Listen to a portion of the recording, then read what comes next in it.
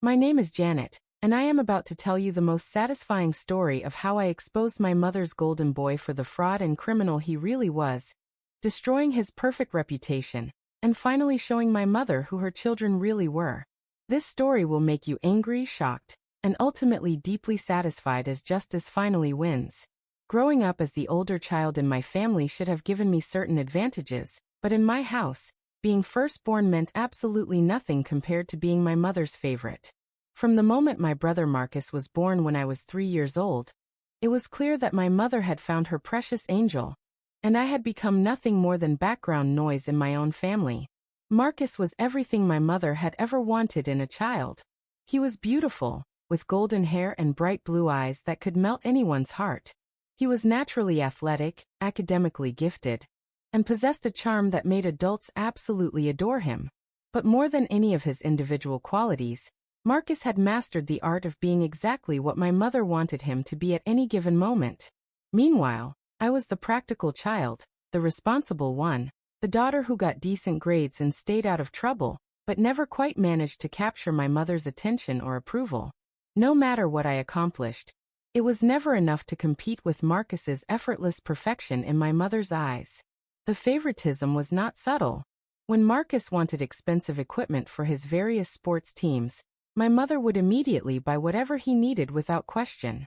When I needed basic school supplies, she would lecture me about budgeting and responsibility.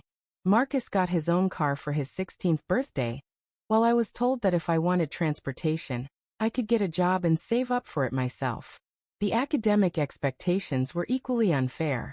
Marcus could bring home a B+ and receive praise for his hard work and natural intelligence. I could earn straight A's and be told that I needed to focus more on developing social skills and personality instead of just studying all the time. It was as if my achievements meant nothing because they required effort, while his were somehow more valuable because they came naturally to him. College planning revealed the true extent of my mother's favoritism. She had been saving money in education funds for both of us since we were young, but when it came time to apply to schools, I discovered that Marcus's fund had grown substantially larger than mine. When I questioned this discrepancy, my mother explained that Marcus had more potential and would make better use of the investment in his education. Marcus was accepted to an expensive private university with plans to attend medical school, and my mother was thrilled to pay for every penny of his education. I received academic scholarships to several excellent state schools, but instead of being proud of my achievements, my mother seemed almost disappointed that I had not required her financial assistance.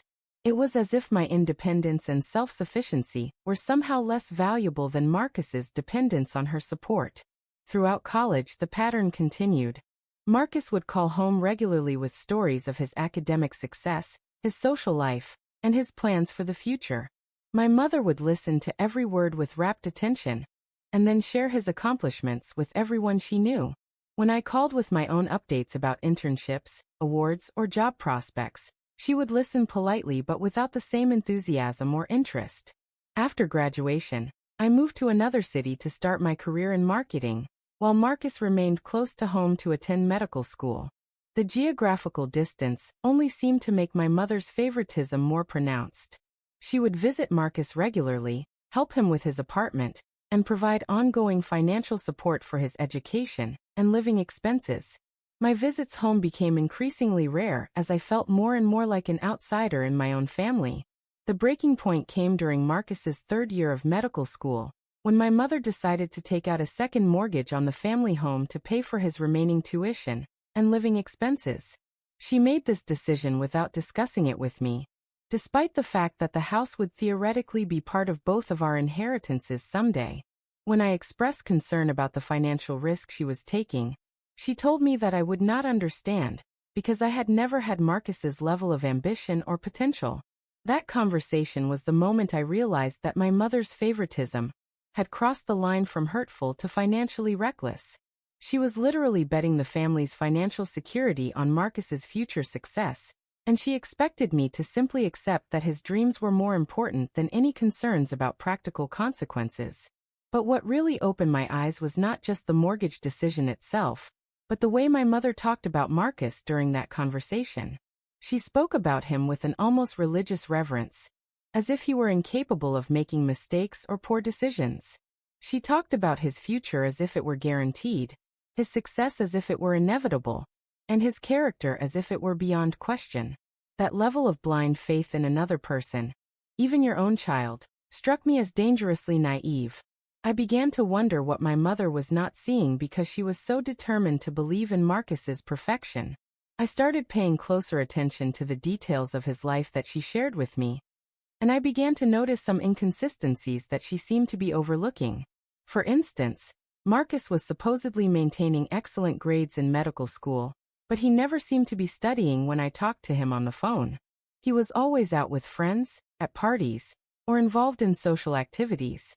When I mentioned this observation to my mother, she explained that Marcus was so naturally intelligent that he did not need to study as much as other students. Marcus was also supposedly focused entirely on his medical studies, but his social media posts suggested that he was living a lifestyle that seemed incompatible with the demanding schedule of medical school. He was constantly posting photos from expensive restaurants, luxury vacations, and high-end social events. When I asked my mother how he could afford such an extravagant lifestyle on a student budget, she said he was networking, and that his social connections would be valuable for his future career. The more I thought about these inconsistencies, the more concerned I became about what was really happening in Marcus's life. My marketing background had taught me to pay attention to details and to question narratives that seemed too good to be true. Marcus's story was starting to feel like a carefully constructed image rather than reality. I decided to do some discreet investigating to satisfy my own curiosity about my brother's life. I started by looking more carefully at his social media posts, not just the images but the timing, locations, and people involved. What I discovered was deeply troubling. Marcus was posting photos from expensive locations during times when he should have been in classes or clinical rotations. He was associating with people who appeared to be much older and wealthier than typical medical students. Most concerning of all, he was displaying expensive possessions and lifestyle choices that could not possibly be funded by the money my mother was providing for his education. I began to suspect that Marcus was not actually attending medical school regularly, if at all, and that he was funding his lifestyle through means that he was not sharing with our mother. But I needed more concrete evidence before I could make such serious accusations. The opportunity for deeper investigation came when Marcus asked me to help him with what he claimed was a temporary financial emergency. He said he needed to borrow money to cover an unexpected medical school expense, and he asked me not to mention it to our mother because he did not want her to worry. The request itself was suspicious because our mother had been providing him with substantial financial support, but the way he made the request was even more concerning. Marcus was evasive about the specific nature of the expense and became defensive when I asked for details. He also insisted that he needed the money immediately, which suggested that this was not actually a planned educational expense. Most telling of all, he offered to pay me back with interest at a rate that seemed unrealistically high for someone who was supposedly focused on his studies rather than earning income. Instead of lending him the money, I decided to use his request as an opportunity to investigate his situation more thoroughly. I told him I needed to check my own finances before making such a large loan, which bought me time to do some research. I started by contacting the medical school that Marcus was supposedly attending. Using the pretext of wanting to send him a care package, I called the admissions office to confirm his enrollment status and get information about his academic schedule. What I discovered was shocking. Marcus had been enrolled in the medical program, but he had been placed on academic probation during his second year, due to poor attendance and failing grades. He had been given 1 semester to improve his performance, but instead of meeting the requirements, he had simply stopped attending classes altogether. The school had officially dropped him from the program over a year ago, but he had never informed our mother about his academic dismissal. This meant that for more than a year, Marcus had been accepting thousands of dollars from our mother for educational expenses while not actually being enrolled in school. He had been lying to her about his academic progress, his daily activities, and his future plans. The money she thought was paying for his medical education was actually funding whatever lifestyle he had been living instead. But the fraud went even deeper than I had initially suspected. When I examined the timeline more carefully, I realized that Marcus had been deceiving our mother about his academic status for much longer than just the period after his dismissal. The academic probation and poor performance that led to his dismissal would have been building up over many months, during which time he had been reassuring our mother that everything was going perfectly with his studies. I needed to find out how Marcus had been spending the money he had taken from our mother under false pretenses, and I needed to understand what he was actually doing with his time if he was not in school. The social media investigation became more focused, and what I discovered was even more disturbing than academic fraud. Marcus appeared to be involved in some kind of gambling operation. His social media posts showed him at casinos, poker games, and other gambling venues far more frequently than would be reasonable for someone with a casual interest in gaming. He was also associating with people who appeared to be professional gamblers or involved in other questionable activities. The expensive lifestyle that had initially made me suspicious now made perfect sense. Marcus was not just wasting the money our mother had given him for education. He was gambling with it. The temporary financial emergency he had asked me to help with was almost certainly a gambling debt that he could not pay. But I still needed more concrete evidence before I could expose Marcus to our mother. I knew that she would not believe such serious accusations without overwhelming proof. And I also knew that Marcus would deny everything and probably find a way to make me look like the villain in the situation. The breakthrough came when Marcus made another desperate request for money, this time much more urgent, and for a much larger amount. He claimed that he needed $10,000 immediately to cover what he described as a medical school emergency that could not wait for our mother's next tuition payment. He was clearly panicked and seemed to be under some kind of pressure that went beyond normal financial stress. This time, instead of simply refusing to lend him money, I offered to help him in a different way. I told him that I could not provide cash immediately, but that I could meet with him in person to discuss other options for solving his problem. I suggested that we meet at a coffee shop near his apartment to talk through the situation and figure out the best way forward. Marcus was reluctant to meet in person, which confirmed my suspicion that he was not actually living the life he had been describing to our family. But he was desperate enough for money that he eventually agreed to the meeting. What he did not know was that I planned to use this meeting to gather the final evidence I needed to expose his lies. I prepared carefully for the meeting, bringing a small recording device and planning specific questions that would either confirm his story or reveal his deception. I also prepared to offer him one final opportunity to come clean about his situation before I took the information to our mother. The meeting was even more revealing than I had anticipated. Marcus looked terrible, stressed, exhausted, and clearly under significant pressure. When I pressed him for specific details about his supposed medical school emergency, his story fell apart completely. He could not provide basic information that any actual medical student would know, and he became increasingly agitated when I asked follow-up questions.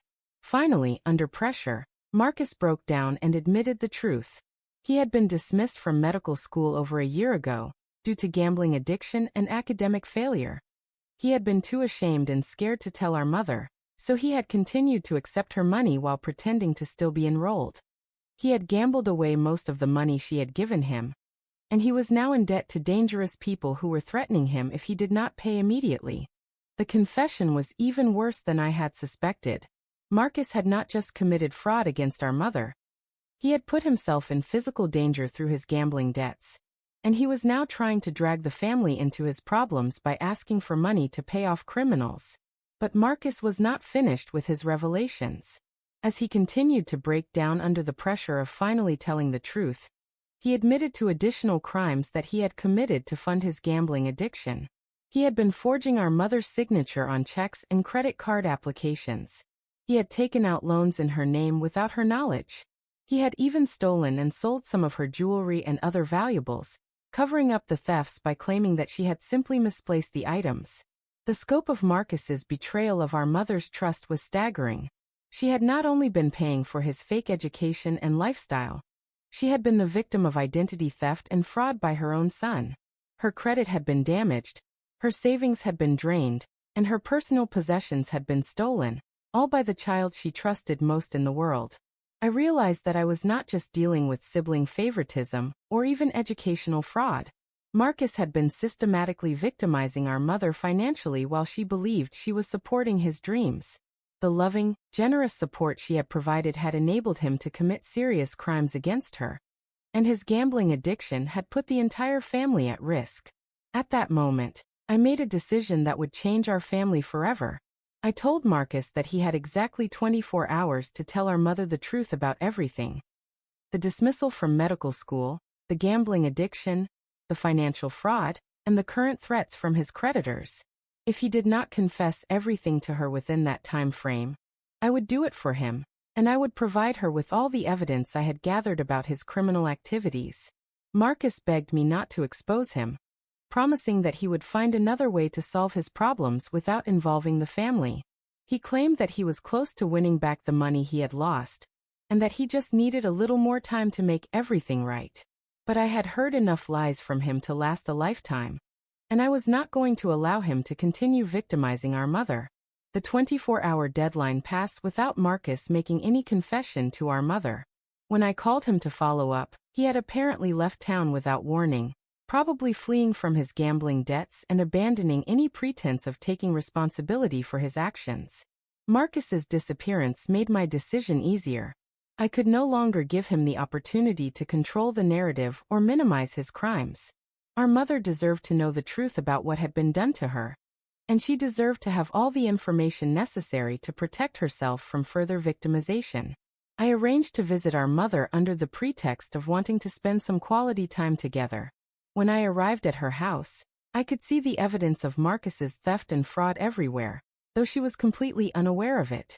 Items were missing that she had mentioned in previous conversations, and there were financial documents and credit card offers scattered around that suggested her identity was being used without her knowledge. I began the conversation by asking how Marcus was doing with his medical school studies. As expected, our mother launched into a glowing report about his academic progress, his clinical rotations, and his plans for residency applications. Every word she spoke was based on lies that Marcus had told her, and every expression of pride and hope on her face made his betrayal more heartbreaking. When I gently suggested that I had some concerns about Marcus's situation, our mother immediately became defensive. She assumed that I was jealous of his success, or trying to create problems because I had always resented the support she provided for his education. Her reaction confirmed what I had always known, that she would not believe any criticism of Marcus without overwhelming evidence. I started by showing her the evidence of Marcus's dismissal from medical school. I had obtained official documentation from the school confirming that he had been dropped from the program over a year ago. Our mother's initial reaction was disbelief and denial, but the official letterhead and detailed academic records were impossible to dismiss. As the reality of Marcus's educational fraud began to sink in, I presented the evidence of his gambling activities and the financial crimes he had committed against her. I showed her copies of forged checks, fraudulent loan applications, and credit reports that revealed accounts she had never opened. I played recordings of Marcus's confession about stealing her jewelry and other possessions. The transformation in our mother's face as she processed this information was both heartbreaking and satisfying. The blind faith and adoration she had always shown for Marcus was being replaced by shock, betrayal, and finally, a terrible understanding of how completely she had been deceived. But the most devastating revelation was still to come. I explained that Marcus had not just been wasting her money or making poor decisions. He had been systematically victimizing her while she believed she was helping him achieve his dreams. The loving support she had provided had enabled him to commit serious crimes against her, and his current disappearance suggested that he had abandoned any intention of making things right. Our mother's reaction was everything I had hoped for and more. The pedestal she had built for Marcus came crashing down as she realized that her golden child was actually a criminal who had betrayed her trust in the most fundamental ways possible. The favoritism that had defined our family dynamic for decades was revealed to be based on a complete fiction about who Marcus really was. The immediate consequences for Marcus were severe. Our mother contacted the police to report the identity theft and fraud, providing all the evidence I had gathered. She also contacted her bank and credit card companies to dispute the fraudulent accounts and begin the process of repairing her credit. The house that she had mortgaged to pay for his fake education was now at risk because of the money she had lost to his gambling and theft. But the personal consequences were even more devastating for Marcus. When he eventually tried to contact our mother from wherever he had fled, she refused to speak with him. She changed her phone number and made it clear that he was no longer welcome in her home or her life. The unconditional love and support that had enabled his criminal behavior was permanently withdrawn. The revelation about Marcus also completely changed our mother's perspective on me and our relationship. She realized that while she had been showering Marcus with praise and support based on lies, she had been overlooking and undervaluing a daughter who had been honest, responsible, and genuinely successful. The contrast between Marcus's deception and my integrity became impossible for her to ignore. Our mother began making efforts to repair our relationship and acknowledge the years of unfair treatment I had endured. She apologized for the favoritism, the unequal financial support, and the way she had dismissed my achievements while celebrating Marcus's fabricated successes. While I appreciated her acknowledgement, the years of emotional neglect could not be easily undone. The most satisfying aspect of Marcus's downfall was not the legal consequences, or even the destruction of his relationship with our mother. It was the complete reversal of everything he had built his identity on. Marcus had spent his entire life being praised for qualities he did not actually possess and achievements he had not actually earned. When the truth came out, he lost not just his family relationships but his entire sense of self. Marcus had been living a lie for so long that he may have even started believing his own fictional narrative. The reality of who he actually was, a failed student, gambling addict, and criminal, was so far from the image he had cultivated that he literally fled rather than face the consequences of his actions. The financial crimes Marcus had committed against our mother took years to fully resolve. Her credit was damaged, her savings were depleted, and she nearly lost the family home due to the mortgage she had taken out for his fake education. But she was determined to rebuild her financial security and make sure that Marcus could never victimize her again. 6 months after Marcus's disappearance, we learned that he had been arrested in another state for similar financial crimes committed against other victims. Apparently, his pattern of fraud and manipulation had continued after he left our family, but he had eventually chosen targets who were less trusting and more willing to prosecute him for his crimes. The arrest and conviction gave our mother some closure about Marcus's situation. She had worried that he might be in danger due to his gambling debts, but learning that he was simply continuing his criminal behavior in other locations confirmed that his disappearance had been a choice rather than a desperate escape from threats. Marcus was sentenced to several years in prison for the crimes he had committed after leaving our family. Our mother chose not to attend his trial or maintain any contact with him during his incarceration. She had accepted that the son she thought she knew had never actually existed, and she was not interested in trying to build a relationship with the criminal he had revealed himself to be. The story of Marcus's fraud and our mother's recovery became a cautionary tale in our community about the dangers of favoritism and blind trust, even within families. Our mother became an advocate for other parents who had been victimized by adult children, sharing her story to help others recognize warning signs and protect themselves from similar manipulation. For me, the exposure of Marcus's crimes was the ultimate validation of everything I had always sensed about the unfairness in our family. While I had been criticized for being too practical, too questioning, and too focused on reality, those same qualities had ultimately protected me from being victimized and enabled me to protect our mother from continued abuse. The favoritism that had once made me feel invisible and unvalued was revealed to be based on my mother's poor judgment rather than any actual deficiency in my character or achievements. Marcus had been favored not because he was superior, but because he was skilled at manipulation and deception, qualities that had ultimately destroyed him. Looking back on this experience, I realized that being the unfavored child may have actually been a blessing in disguise. The lack of unconditional support and praise forced me to develop genuine skills, integrity, and independence. I learned to succeed through my own efforts rather than through manipulation, and I developed the critical thinking skills that ultimately exposed Marcus's crimes. Marcus's story serves as a warning about the destructive power of favoritism and enabling behavior within families. Our mother's blind faith in his perfection prevented her from seeing obvious warning signs and made her vulnerable to serious victimization. Her determination to believe in his fictional narrative enabled him to commit increasingly serious crimes against her. The story also demonstrates the importance of accountability and consequences, even within family relationships. Marcus had been allowed to avoid responsibility for his actions his entire life, which enabled his behavior to escalate from poor decisions to serious crimes. Only when he finally faced real consequences did the pattern of deception and manipulation come to an end. Most importantly, this story shows that the truth has a way of emerging, no matter how carefully constructed the lies might be. Marcus spent years building a false identity and fraudulent narrative, but ultimately, reality could not be hidden forever. The qualities that made him appear perfect to our mother were actually signs of deeper problems that eventually destroyed him. The sweet satisfaction of watching Marcus's house of cards collapse was not just about revenge or vindication. It was about justice finally being served and truth finally being revealed. Our mother learned who her children really were, and she was able to make decisions based on reality rather than manipulation. Subscribe to Revenge Janet for more incredible stories of family justice and sweet karma.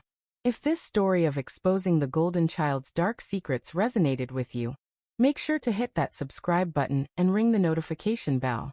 Share your own stories of family favoritism and justice in the comments below. I love hearing how the truth eventually comes out and karma delivers the perfect revenge. Remember, sometimes the quiet ones are watching, documenting, and waiting for the perfect moment to expose the lies. Until next time, keep believing that justice always finds a way.